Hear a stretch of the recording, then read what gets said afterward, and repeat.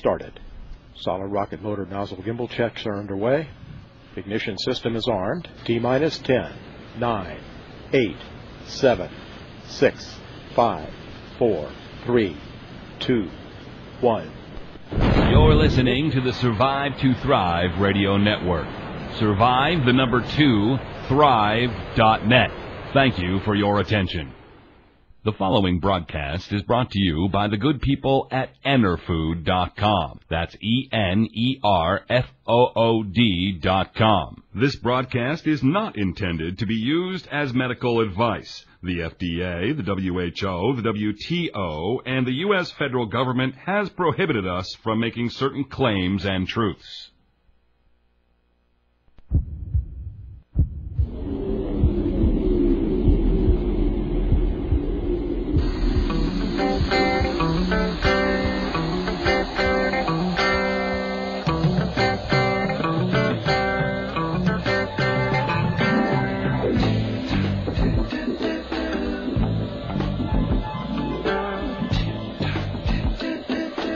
You are now locked into Total Health Freedom with Darren Craddock, a twice-weekly analysis of news and information designed to help you achieve optimum health and expose the international tyranny keeping us sick and more easily controlled by the powers that be. Darren has traveled the world, learned from masters, and believes in you. Now, here he is, the man with the plan, Darren Craddock.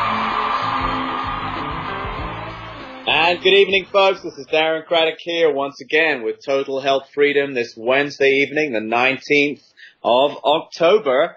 And we've got a great setup for you this evening. Those of you who listened on Monday, we had 3 guests. This evening I have a really special guest, Paul Purcell, and he's going to be on talking about disaster preparedness and Preparedness 101 in just a moment here. I have a few announcements to go over first, and then we'll be right into getting prepared and doing it the right way, folks.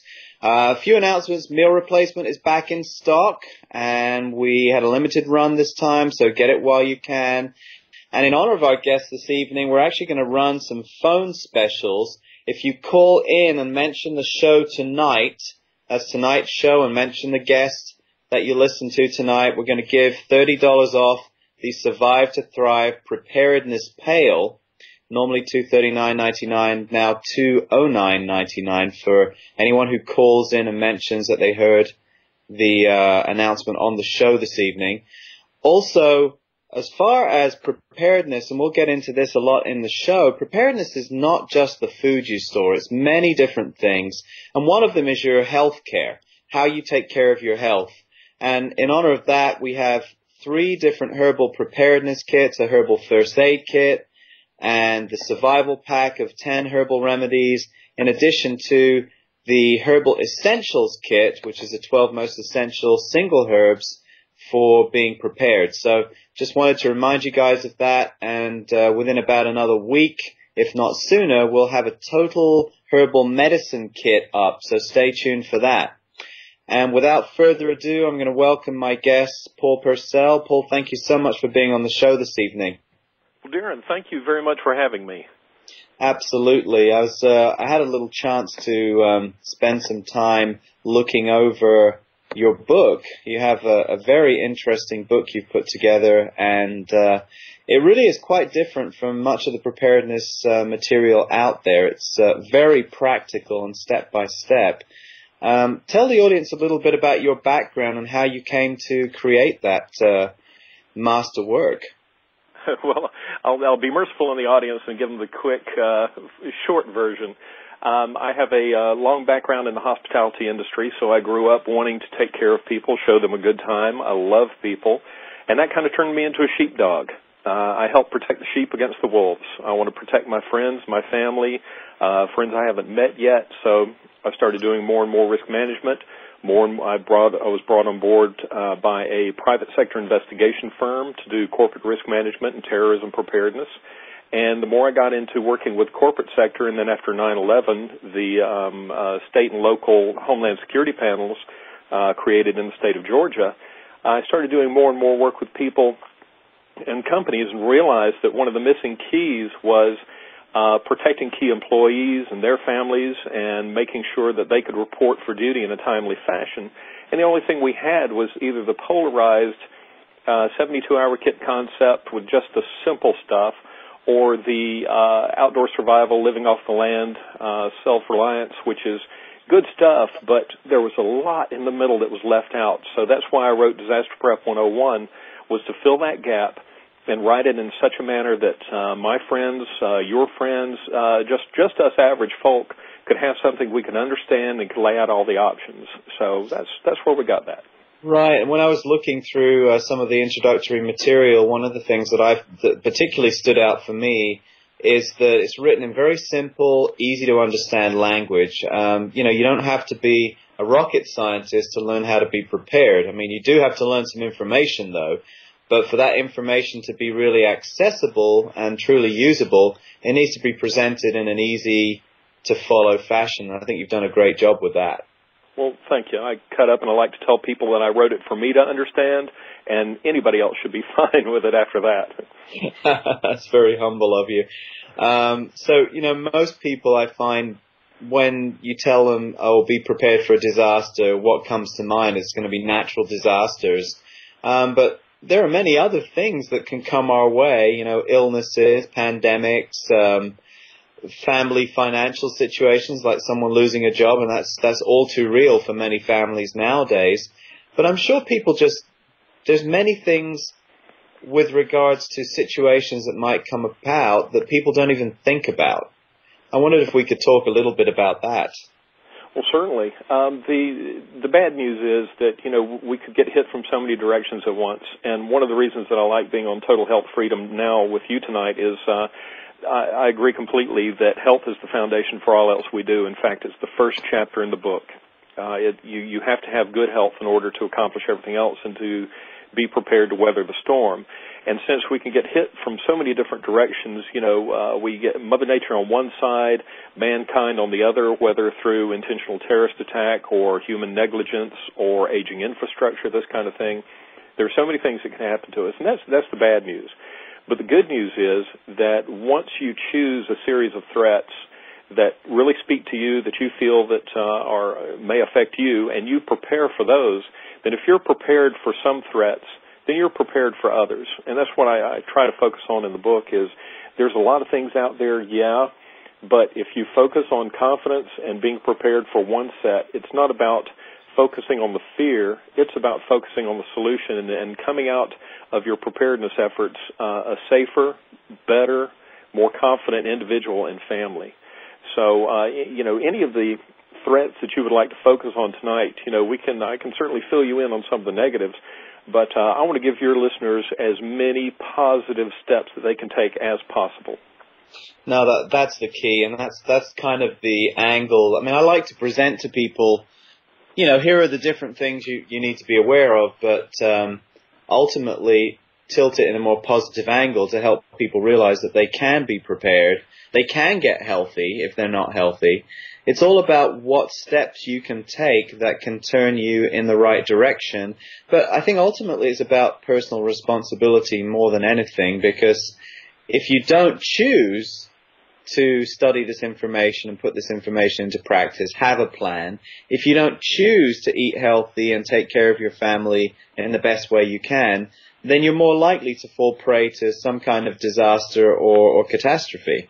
So self-reliance ultimately involves responsibility more than anything. Agreed. Couldn't agree more. Even though there are all sorts of emergency responders and programs available and police officers, and thank goodness we have them, the responsibility for me and mine rests squarely on my own shoulders. And that's the perspective that I took when reaching out to help others, is that charity and security both begin at home. And there is absolutely no help like self-help. That's so true. And then the other thing is, being a good Samaritan, which is something that's so core to our Judeo-Christian roots in this country. Being a good Samaritan is not just helping other people when they're in need, it's helping them so that when they are in need, they can help themselves.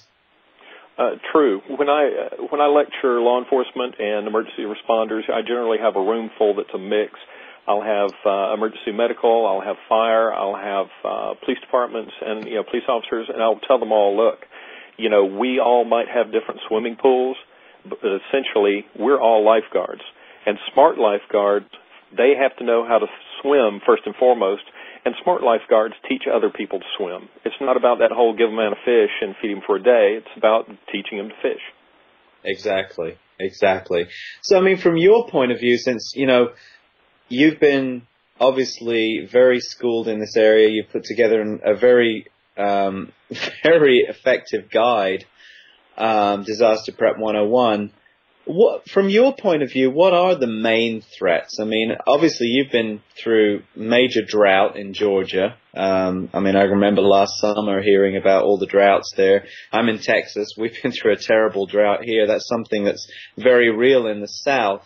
And I'm sure these different disasters vary from one place to another, but I see an economic challenge being perhaps, looming bigger than it ever has in the past. And that's another reason why I think being prepared is so important, and food preparedness, storing good food, storing medicines that you might need, and herbal medicines is something that's our field that we believe in very strongly. But what do you see? What is your kind of, if you were to forecast, and of course I don't want to put you on the spot there, but I mean, based in your field, I mean, what do you see the more likely things that people, if someone was to come to you and say, okay, I want to be prepared for the most urgent things right now, how can they ascertain what are those most urgent things in their area? Well, that's one of the things that Disaster Prep 101 is set up to guide people through. Because, like you said, here in Georgia, we had a drought, and you over there in Texas are facing a drought, but you're also facing massive wildfires throughout the state. So it's a different set of threats. And what I would tell people first and foremost is that I would let them know their ultimate goal is confidence. And it's confidence that is generated through having a very customized and workable family plan that is tailored to them. But in order to tailor a really effective family plan to them, that has to come from education and awareness of the threats that they may face, and more importantly, the options available to them. And that's the first thing I would sit down with somebody and do is say, let's take a serious look at the threats you may face, which is going to be different from person to person. My threats are different than yours, and the things that we might need to do, there's going to be some core concepts that are the same, but we're going to have different options that we need to take advantage of. So that'd be the first thing I'd tell somebody is, one of our biggest enemies really is fear and the paralysis that comes from it. So my goal in training families, whether they're individual citizens or public sector responders or private sector key employees, is we've got to have some confidence that you are fully aware of the options available to you and fully aware of the things in the situations in which you might need these options. And so the first thing that I would tell people to do, just in a blanket statement, is to use the news. And when you're sitting there looking at the news every night and you see the different things that are happening to people, don't sit there and go, oh my goodness, that's so terrible, I'm depressed, I'm unhappy. What you should do is sit there and go, what would I do if that happened to me? And start your planning from there. It's a good place as any to start, and it helps you from the beginning to kind of change your mindset from being a victim, from being negatively affected by these disasters, to using this information as a starting point. This isn't a gun fired at you. It's a starting pistol for you to sprint. That's a wonderful way to look at it. I mean, I look at, for example, just a few weeks ago in Southern California, San Diego, they lost power. And there's certain things that we come to rely on in a modern society. One of them, well, the three major ones, I guess, are food, water, and electricity. But then even beyond that, of course, sanitation. And those are some of the things that people are so dependent upon and really don't know how to deal with, or aren't set up to deal with, would it become a challenge. And those are things that I think cut across pretty much every sector of society, and even many other parts of the world too.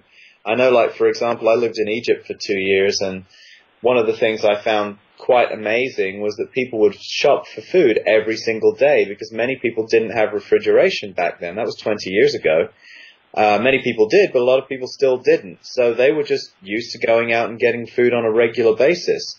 Refrigeration is something we've come to rely on, and it's very useful. But if it goes down, do you have backup power? Mm-hmm. You know, if suddenly you turn on your faucet and no water comes out of it, do you have any backup of water in your home? Do you have any food backed up? You know, I mean, so many people have enough food in their house for maybe 2 or 3 days, and that's it. So, well, since you, I'm sorry, go ahead. Go ahead. No, I was going to say, so storing food's important, but I find a lot of people out there who are storing food and not storing water. And they're not storing, or they don't have any kind of setup for dealing with sanitation should they, be in a situation where you flush the toilet, all the water goes away, and suddenly there's no more water coming, you know. That's true. Well, you mentioned, our current economic situation right now, and there's a couple of things I want to throw out because they're beneficial to readers and listeners just from the topics that we've touched on so far. With regard to the economy, one of the things I've been recommending to people right now is, some people say, well, I need to sock away as much money as possible. And, you've got some people that are investing in gold and silver, which I disagree with unless you have the money to treat it as a stock option and not a survival option or a preparedness option. But I tell people, look, if you're looking for places to invest money, consider this. If you put money right now into a savings account, you're going to get a 1% return. But if we're looking at the fact that gas prices are going up by, X percentage, and food prices might be going up by as much as 25 to 50% in the foreseeable future, then what's a better investment of your money? It's going to be go ahead and buy that food now when you can get more for your dollar. Right. And when you're looking at your food stores, a couple of quick things there. There's first, balance your food and your water. I agree completely that some people have a lot of food and then they turn around and there's no water.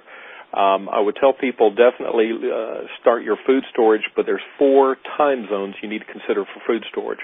One is there's immediate, midterm, long-term, and ultra-long-term. And immediate and midterm is through, the first few weeks of a disaster. And the one point that I'll make here, and we can certainly touch on this, during the rest of the interview, I'll give as much information as I possibly can while you have me, is that you store more of what you normally consume, okay, especially family favorites and comfort foods, because your biggest issue in a sudden crisis is going to be emotional. And morale is the king of emotion, and food is the king of morale. Plus, if you're in a stressful situation, the last thing you want to have to do after the first couple of days is break into your MREs or long-term food storage and all of a sudden find out that somebody has gastric upsets or a hypersensitivity or a hidden allergy, and all of a sudden you're having to leave your shelter and go to the emergency room. You want to avoid this. Water storage is key. I recommend people not putting all their eggs in one basket. Personally, I have water storage barrels, I have rain barrels, and I have cases of water in the closet, more importantly in the freezer. I have several big bottles of water that I have frozen, so if the power goes for a day or so, the ice in there would automatically keep my food cold. And another thing to toss out real quick, and this is a huge issue with some of the information that comes to us from the government sources, is sanitation. And there's no delicate way to put this. If your toilet doesn't work, where are you going to go? And you have a lot of people selling high-end camping toilets, chemical toilets, things like this. A lot of the public sources say, well, you need a bucket and some chlorine bleach. And I cannot stress enough how bad the chlorine bleach idea is.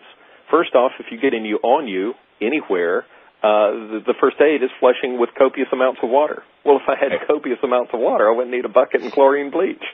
Exactly. And secondly, chlorine only stores, the bleaches only store for about 90 days.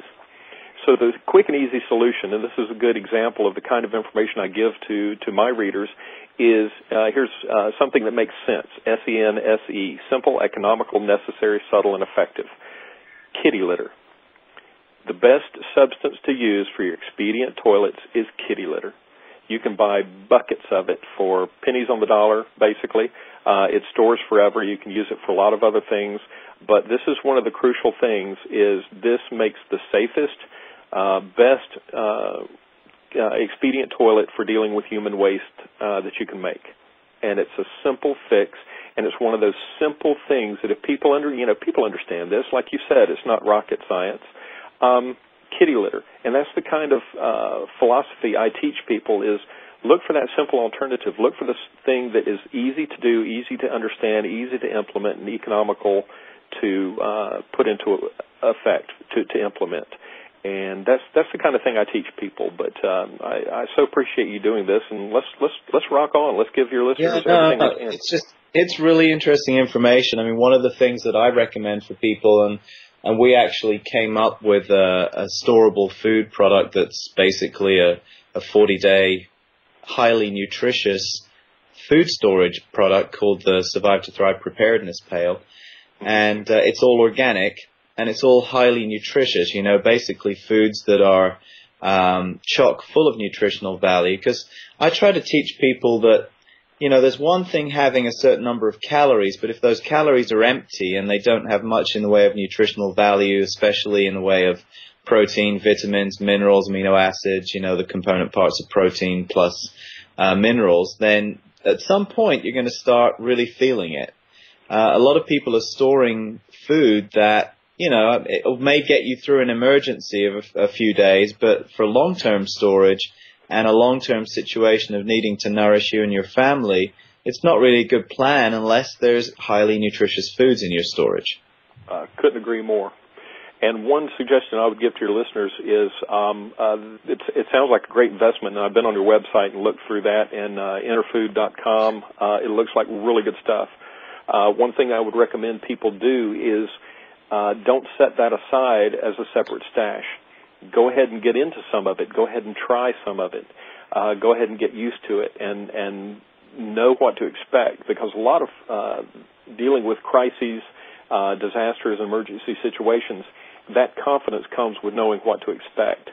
So when you have run out of your normal food stores and you're getting into the organic stuff, the 40-day supply, the pail that you have, they should know what to expect. So incorporate that into your preparedness now. Have the drills, try the food, spend a weekend getting ready and reacting like you would if there was a genuine crisis.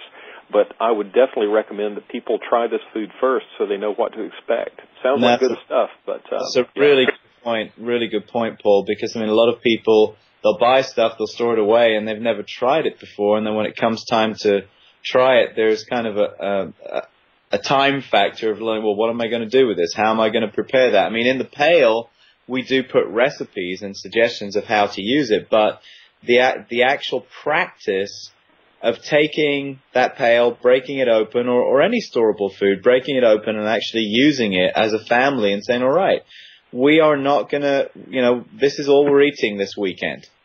And let's get creative. How can we prepare it? So should the situation come around when you need to use it, it's not like, oh my gosh, how are we going to do this? Exactly.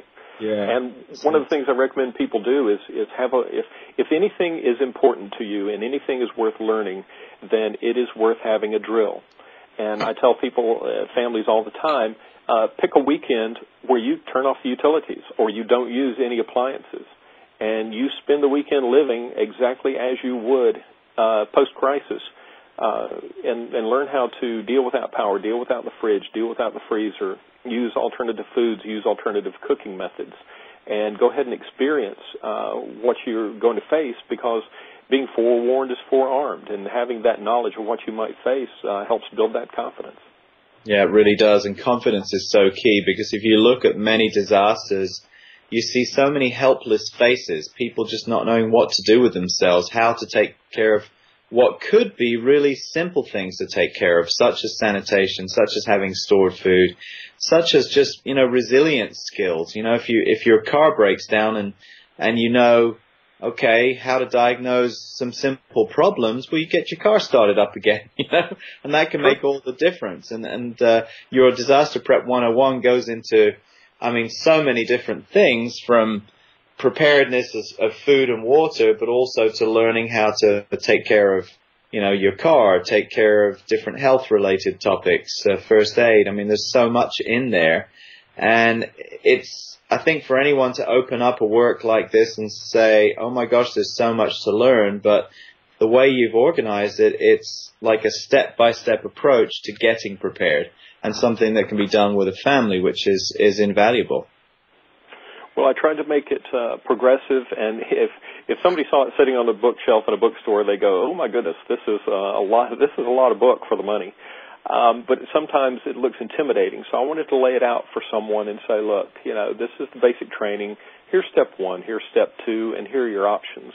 Because I wanted to give people a guided tour of their options, so that they could say, "Okay, this applies, this doesn't, and this does," and go through step by step and build this confidence a little bit at a time. And like you said, having these skills helps build this confidence and gives you more tools in your toolbox to have in times of crisis. And that was my goal too. And that's another thing to point out in today's economic situation is if you're going to invest in something, definitely have the basics: food, water, shelter, and protection, but also invest in your skills and your abilities. Learn how to change the tire, learn how to jump a car, learn how to diagnose an engine problem. Go to your favorite hardware store on the weekends and take free classes if you see them. Learn how to do things to your home, learn first aid, learn CPR. And basically it makes you a more well-rounded person, but it's also this kind of thing that can help tremendously in times of crisis. Right, that's absolutely so true, because there is so much to learn, and so much of what today... We live in an interesting society. We live in a society where we're so specialized that we go to others to take care of so many of our issues. And there are issues that can come up during a challenging situation, such as a natural disaster or, an attack of some kind. I mean, we need to know what we can do in those situations. And rather than hand it off to somebody else, this is about resilience. It's about learning how to basically empower yourself not to be dependent. Correct. It's about self-reliance. It's about being able, it's about you being the hero for your family. It's about you being able to take care of you and yours. And when you talk about specialization and how we hand things off to specialists, this is exactly why I wrote the book, because our FEMA, our brave and dedicated first responders, they are reactive forces. You call 911 and they'll show up. And they know enough to tell you, here's some basics that will help. Lock your doors, have a 72-hour kit, and this the kind of thing. But their focus, their time, their money, their energy is spent focused on reactive capabilities. And they understand that the responsibility for your safety and your preparedness and well-being rests on your shoulders, and they expect you to go out and find the additional knowledge on your own. And that's what I wanted to help others with, is by providing the information. Now, to ask you a question, I love the Survive to Thrive website. SurviveToThrive.net is now a permanent bookmark on my collection. Thank you. What are some of the people that write in to you? What are some of their fears? What's the biggest issue that you see people facing? While you have me, let me give your listeners as much as I can. So whatever the most common threat is, let's jump into it. I think where most people, where we're hearing, from people, from our listeners and customers, is economic. I think so many people nowadays, we're hearing that there's 9.6% unemployment, but with the fact that once you've finished up with your unemployment benefits, if you're still not able to find work, you're not counted anymore. So the real numbers for many people I'm talking to in many different cities seem to be closer to 20%, which is pretty hefty there. And so a lot of people are having to make do with less. A lot of people, I think, feel, rather than feeling empowered in a situation like that, I think they feel sad, depressed, and are perhaps less likely to put energy into preparedness because they feel perhaps they don't have the resources. And so I think what would be nice to talk about is how can you get as prepared as possible with meager resources? Oh, that's a big section of Disaster Prep 101 is frugality, family finances, and I'm a big believer in thrift stores, yard sales, and dollar stores.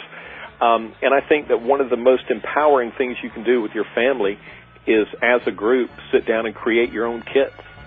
Put them together. You know, if you have the financial wherewithal to go out and buy a lot of the gear that you need, that's great.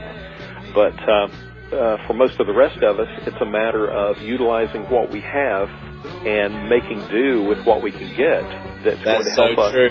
Paul, it sounds like we're going to break there. I heard the music start up. We'll be back in just a few moments. If we don't get well prepared, we will most certainly regret it. Good readiness must include storage of high-quality food that will build us up rather than tear us down. Much of the storable food available is full of bad fats, salt, sugar, nutrient-poor refined foods, and even MSG. In response, EnerHealth Botanicals has created our 40-day and 40-night 100% organic preparedness pail. It's GMO-free and has a 10 to 20-year shelf life if stored at 60 degrees or less. Some of the items need cooking, some can be eaten dry, while some can be soaked and sprouted. These are selling out fast at third the price of storable food packages. Call us at 866-762-9238. That's 866-762-9238. Or go to enerfood.com, ENERFOOD.com. 866-762-9238. Or go to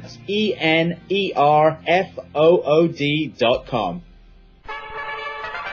You're listening to Total Health Freedom with Darren Craddock, sponsored by the good people at intrv.com. Natural answers for your health, wealth, and well-being. Now, here's Darren Craddock.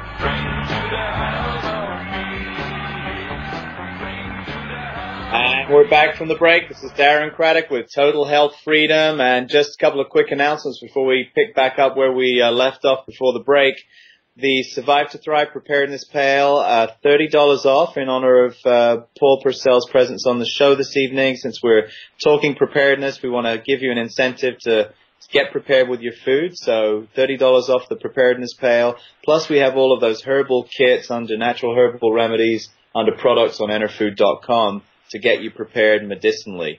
So back to where we were, Paul, talking about being prepared, but in a frugal situation that's very often for many people now especially necessitated in this current economy.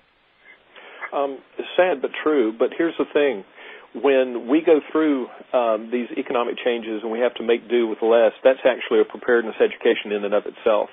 So that's one of the, I guess, a little bit of the silver lining of the thundercloud is that we have this opportunity to do more with less, and it opens our eyes to the most important thing in preparedness, and that's options. You know, what do we have at our disposal? What can we do? What can we do more with? You know, when I'm going through and preparing my own kits, I start with thrift stores and yard sales. I got, a couple of wheeled suitcases for $2 each. I've gotten awesome backpacks for $5 and $10 each. I get some of my tools at the dollar store, and there's a lot of little things that I make. And that's what I teach people, especially law enforcement families. When I go through and teach law enforcement how to prepare their family at home so in times of crisis they can report, these guys aren't, they're not making top dollar. These guys are making just enough to get by. So they're in the same boat we are, even though they're employed. I teach people, save those plastic trays from, and here we go on Total Health Freedom talking about something that's poor nutrition, but a lot of people do eat the frozen dinners, and what comes with a frozen dinner? Little plastic trays. Stack them up and make your own mess kit. Save those plastic forks you get from the restaurant. Save the things you can and make your own gear. And that's crucial. Step one is go with what you have and learn to make the most of it and utilize the process of putting it together as a family bonding activity. Because when you sit down with a family, even in times of crisis, and you say, okay, we're going to make the following things, it gives them a brighter outlook. It shows them that things aren't all that bad. It shows them you have assets and shows them that even in bad times, you can react and protect yourself in even worse times. Right, absolutely. And I think, some of these things we're talking about would be really nice if preparedness were not an elective, but a class that was taken, even for one semester in high school. Because, we all live in parts of the world where something might happen, be it a bad storm, be it a hurricane, be it a drought. I mean, having the savvy to understand what to do in a situation, but also sharing people's wisdom or sharing people's ignorance. You know, both are very beneficial. And it may sound an odd thing to say, but if people have wisdom to share, it can uplift others. But if people don't know, and the rest of the group realizes that people don't know, it can make people think, wow, we actually have some things we need to learn here. So it can actually spark the desire for learning. Agreed. And one of the other things to share is gear. Barter is very important in a down economy. Because if you have some things that you have extra of and another family needs a few, set up some barter, swap, learn to trade. You don't necessarily have to have cash. And this is another opportunity to kind of do better in a down economy, is when you're going through your preparedness steps and needing the gear, learn where you can help others and how others can help you, and just do some trades. You know, you watch my back, I'll watch yours. I'll trade you this if you'll trade me that.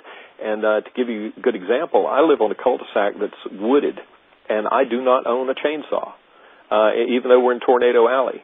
5 of my neighbors do own chainsaws. So what do? I stock up on gasoline, blade oil, extra blades, extra chains, and the support materials that they might need. So in times of crisis, I can supply them and they can supply me. That's a really good idea, and having skills that you can offer too, you know. I, for example, have been in the natural healing world for quite some years, over 20 years, and when people have oohies and owies, and they come to me and I help fix them up, then, you know, I see that as a skill that I could barter in times of challenge, you know. And if you're a nurse, for example, or a doctor, or an EMT, I mean, you have skills that you can help people with. If you're an electrician and, you know, something goes on and people, you know, have problems with their power, they say, well, hey, gosh, you got a great garden there. Do you have any electrical problems in the house? Yeah, well, actually, the outlets in this back room haven't been working for a while. And, well, hey, I'd love some of your zucchini. Do you have any extra? And I can help you out. I mean, it's simple things like that. It's putting your mind in a different frame in order to make it work for you and your neighbors and your community. And I was in Argentina in May for just a little while. And my son was there staying actually with a family for a month on an exchange program called WWOOFing, which is Worldwide Opportunities on Organic Farms. So he was volunteering but learning a lot at the same time. And they actually, during the crisis in Argentina, 2000, 2001, like early part of the 2000s, their money just basically evaporated. Their currency was pegged to the dollar artificially, and like almost overnight their currency just crashed and people had to barter. And the folks that I was talking to there said within a few months they had a really good barter system up. They actually taught people how to barter. They actually taught people skills they could barter. And, you know, within, you know, a short 6 months, everyone had something they could do that they could trade for. So don't ever, even if you feel, you perceive that you don't have a skill to offer, step out of that frame of mind and instead think, okay, what can I learn? What can I offer? There must be something I can offer. Exactly. Great way to put it, and a really good example with Argentina's collapse. One of the things, one of the core concepts there is it all boils down to relationships with your neighbors. And this is so crucial in times of crisis, because you see a lot of negativity in the media about, you know, what happened after Katrina and the looting and the rioting and the violence and all of this. And one of the crucial things to point out to listeners is that in times of crisis, you're really going to find out that there's a lot of people like you, and you're all in the same boat. So even though you should keep your eyes open, should keep a little bit of guard up, one of the things you're going to find is that you're going to run into more friends that you met in the crisis than you would have met before. So it's a matter of interpersonal relationships and opening your eyes and opening your mind and looking at ways to help each other. Because in the end, it's not going to be anybody from D.C. coming into our neighborhood and helping us out and putting us back on our feet. It's our responsibility, and it's learning to look after each other, and it's learning to acquire the skills, assets, and knowledge that you can not only use for your own family, but you can help others with, and they in turn can help you. And it's exactly like you said, it's about developing a system and opening your mind and stepping out of that box and looking at the ways that you contribute to others. And the key thing to remember there is, in order for you to give to others, you first must be prepared. So that's yet another of many, many reasons why people need to take a stronger look and a more detailed look at their own preparedness, so they in turn can help others.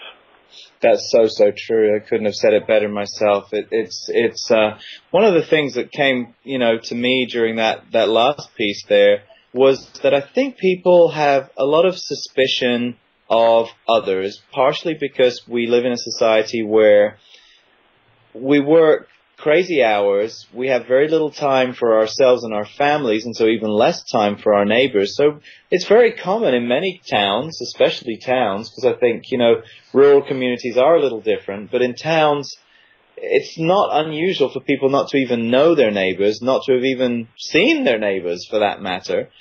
And so when you look at the news at night and the news portrays, this crime happened here, this crime happened there, it's easy to shift into a mentality of fear, where in reality, just as you were saying, Paul, when a disaster happens, more often than not, 99% of people are out there willing to help one another. True. That's where we get good Samaritans and innocent the bystanders and people rushing to help. And, one of the things that you got to remember is that, and this is in no way a slight against our official first responders, but sometimes our true first responders are friends, loved ones, and bystanders. And the first chapter in the book, like I said, is health, because that's the foundation. But the final section of of Disaster Prep 101 is what I call the cooperation section. And it's a good 20% of the book. It's one of the 5 main sections. And it goes into detail about neighbor helping neighbor, how to meet your neighbors, how to liaison, how to create little watch groups. That joining a CERT group or something like this is great, but it's not necessary. You can have neighbor watching neighbor, neighborhood watch, enhanced neighborhood watch, and all manner of mutual protection, mutual assets, sharing, and basically going out and meeting people and realizing that, hey, just because of a few yahoos in the media have blown each other away doesn't mean that's how people are. More people want to help each other. In fact, that's a big source of PTSD after national disasters. There was nationwide PTSD after 9/11 because people had to sit there and watch this happen on television, and they were not geographically close enough to either put their hands on the people who did it or put their hands on the victims and be able to help. Yeah, absolutely. But in a situation local to you, if you get to know your neighbors and you get to know how to have skills, basically, that can help in a situation that's challenging, not only can you help, but you can pass on that knowledge to others. True. And it's not, in addition to knowledge, it's noticing what do neighbors need.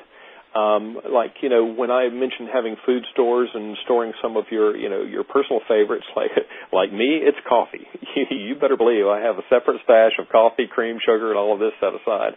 But I also look at my neighbors and think, okay, what could really help them, or what could give me good barter, or how could I show up and be hero of the day if we ran out of a bunch of stuff and we needed things. So with a set-aside stash of tampons, toilet paper, Hershey bars, cigarettes, favorite adult beverage, you don't think I'll be the king of my cul-de-sac? All of my neighbors would be, all right, I'll do this for you. You walk my dog. You chop my wood, and we'd have our cul-de-sac up and running in no time. Absolutely, and some of the good old-fashioned block parties doesn't take more than however many houses there are on your street and a copy machine. It really wouldn't cost much to say, okay, let's host a block party. I've got a table. please volunteer to bring a table. I'll offer this. Please, volunteer to bring this. And it don't have to cost hardly anything, and people get to know one another if they don't already. Worth their weight in gold. And in fact, it's actually cheaper to throw one of those than it might be to feed your family for the night. If everybody made a dish that was, a sizable dish, and it was a little bit less than what you'd feed your full family, but it could contribute to a buffet table, everybody could eat well, they'd all eat better, they'd have more communal time together, get to know each other, share ideas, share perspectives, find out that, everybody basically is good people. And if there are people there they need to watch out, guess what? That exposes them. Right, Get to know your neighbor, have fun. It's all about networking, sharing ideas, sharing the threats, needs, and assets awareness, sharing your options, and being there to watch each other's back. Right, and we're all the same, when it comes down to it. I mean, we may have longer hair, shorter hair, darker skin, be taller, shorter, but ultimately we're all human. We all have the same needs, and in a disaster situation, we all have the same needs. So, when we get to know one another, it breaks down any barriers, conceived or misconceived, that we might hold in our consciousness. And I think, the fact of the matter is, whether we like it or not, we all have judgments in our minds on one level or another, but those judgments melt away when we get to know one another. And, like you said, I mean, there may be a few factors perhaps in a large street that you might want to watch out for, but believe it or not, they're probably going to be the first ones coming for help in a disaster situation. True. Yeah.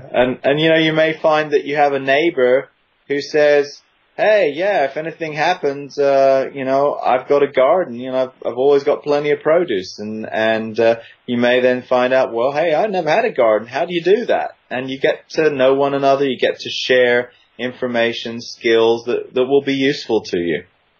Exactly. And that's why when I was setting out to put Disaster Prep 101 on paper, I mean, this is a culmination of all the things I grew up with. Dad was in the military, moved all over the place, faced with several different types of disasters. Everybody came out okay, but, I was a Boy Scout as well, and these are the things I grew up with.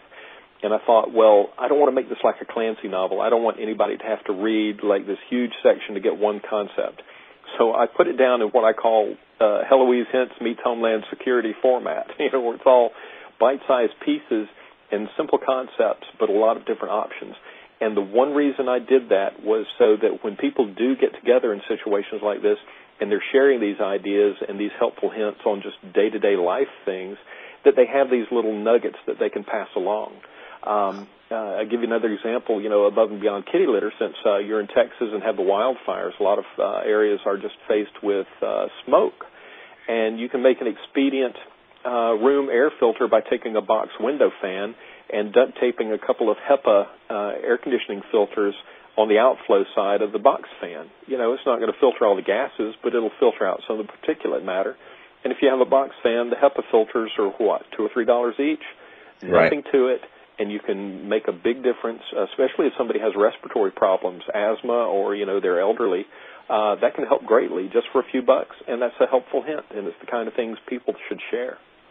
Right, absolutely. And incidentally, if you know anyone with lung problems, one of the herbs that I recommend to folks consistently is mullein, M-U-L-L-E-I-N. It will strengthen the lungs, help to bring out garbage that is accumulated in the lungs, and I've seen amazing results with so many people with that one herb. So, learning these skills, learning how to keep your air clean, learning how to strengthen your lungs so you can deal with the situation better.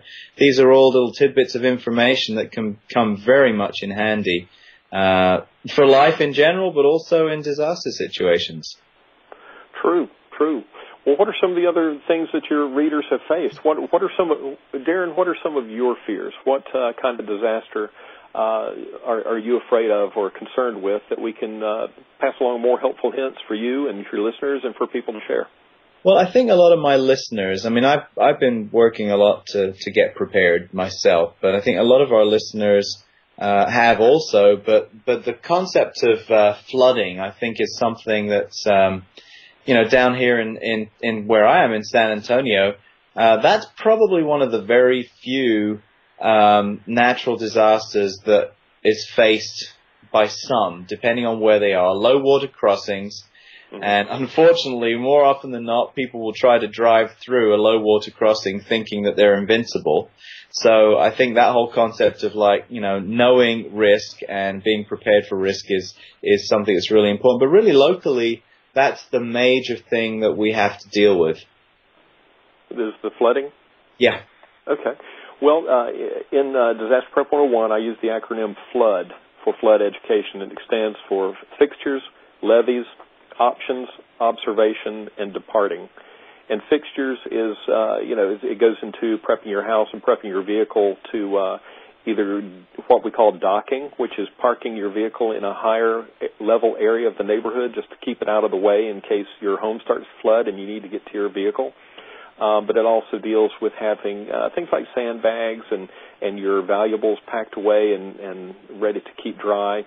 The L stands for levees, which is another neighborhood operation opportunity for helping each other, and that's the creating sandbags and obstacles to the water. And the first O is for options, and that's, what do you have at your disposal? Where can you go? What's your evacuation route? How do you know what you're going to do? Is your option to go to an upper floor? Is your option to go up the street to a friend or a neighbor that lives in a higher house, up on a hill? What are your options? Go ahead and look at them now. The second O is for observation, and that is remaining aware of the situation as it develops. And there's a big difference in flooding between rising water and rushing water. Rising water is heavy rain and the storm drains are backed up. And rushing is when the river running through San Antonio starts to overflow its banks and it's moving at a clip. What are you going to do? There's a difference. And the D is for depart, because in a flood situation, especially if it's rising and rushing, and one of your options is to get out of there, then being ready to depart is a crucial step. And having your evacuation kits ready, your family is ready to evacuate should the need arise, and you have networked with your neighbors, so you have awareness and mutual communication, and you have redundant signaling in case the flood knocks out cell phone towers, landline, and power. You have redundant signaling so that when it is time to depart, you can get the heck out of Dodge. And now You're talking about people trying to drive through flooded waters. About the only thing we have from D.C. is the phrase, turn around, don't drown. But too many people think that, this is just a couple inches of water, and they can't gauge it correctly. One of the things that I recommend neighbors do, and they can get in touch with their city or maybe their fire department, it's going to vary from area to area. Get some of these glued-on reflectors like you see down the center of the highway, little reflectors, you drive over them, but you can see them. And one of the things I recommend for bridges is you put a lot of these reflectors down the bottom of the bridge, on the surface of the roadway, down at the base of the guardrails, and just put them everywhere. So when you're driving across that bridge with your lights on, you see a lot of reflectors. The whole thing looks like glitter. It's happy times in dry season. But if you approach that bridge and you cannot see those reflectors, that is a reminder, a visual reminder right in front of you that you should not attempt to drive on that roadway or on that bridge. And you can do the same thing in the low-lying areas and the low streets of the first to flood. And that's what people need, is that reminder that, I can no longer see those reflectors. I'd better not do this. And that's a project that can be undertaken with little to no tax dollars. Neighbors can do it. They can use it as an awareness exercise for neighbors. Get out, they help each other, they glue these things in place with the help of the fire departments in the city. It's networking, it's win-win, it's safety, it's flood preparedness, and you toss that in with the mix, and people are much better prepared for flooding. Right, that actually got me thinking. I'm sure a lot of people have not thought of this, is that know your neighborhood. Know where the lower spots are in your neighborhood. Know different ways of getting to your home and away from your home that avoid those low spots, so you don't have to go into those areas where, you might drive over an area and your car cuts out. Know your car, too. Certain vehicles can handle a little bit more water than others, but in general, in a family car that's not an SUV, you don't want to be trying to go through anything more than a couple of inches of water. And if you do, drive really slowly too. That's another thing, because a lot of people try to drive normal speed through water, and then the water gets sucked up into the air filter and basically the engine cuts out. Yep, the engine cuts out. Exactly. Yeah. One of the way that people can tell the elevation of their neighborhood as compared to waterways and water sources and flood origins is to start with some of the FEMA sites that have floodplain info on it. Also look at your county emergency management websites to see if there's flood information. But you can also go to Topozone, TOPOZONE.com, and it's a source of topographical mapping. So you can Interesting. see how you compare to the waterways. Topozone. I'm glad you brought that one up. I find that's really interesting.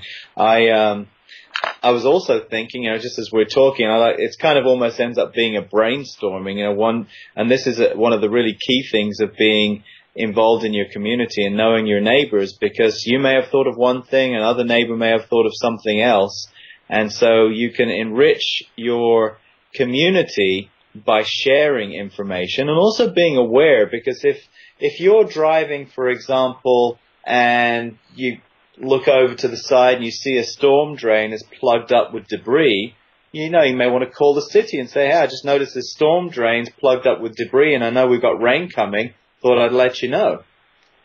So it's being involved, because the city employees can't know everything. They can't monitor absolutely everything. In fact, funnily enough, they rely on the public to help them do a better job a lot of the time.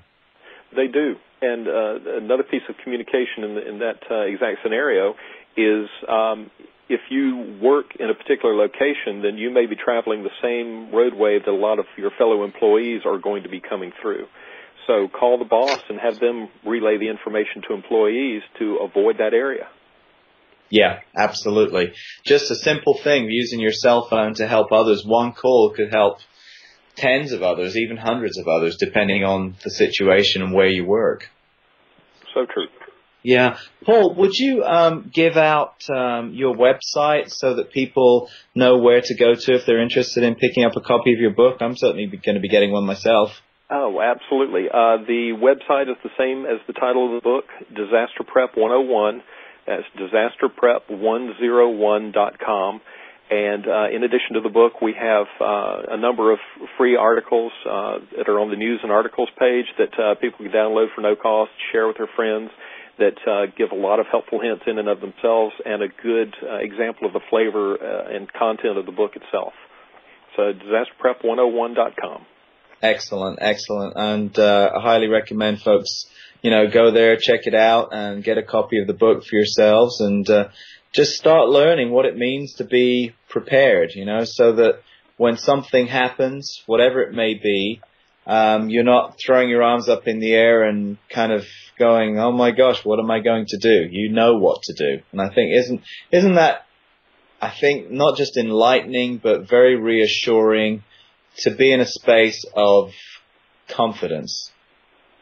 It is. That's goal number one. And one of the things that will help you build your confidence is knowing that you have the most important asset that any of us have during a time of crisis, and that's time. So if you know how to act, that shaves so much time off of what you're going to do, and that in and of itself is crucial. Right. And I know we're running out of time here, so Darren, in the future, if I can help you with anything, please have me back. I'd love to contribute to your listeners, contribute to your show, and help as many people as I can. That would be wonderful, Paul. I'd really like that to happen in the future, and I'm sure I'll give you a call in the next few days so we can talk further. And thank you so much for coming on the show. And remember, folks, get prepared and stay prepared. Your family and yourself and all the ones you love will be very happy you did so. Have a good evening, Paul. Thank you, everyone, for listening.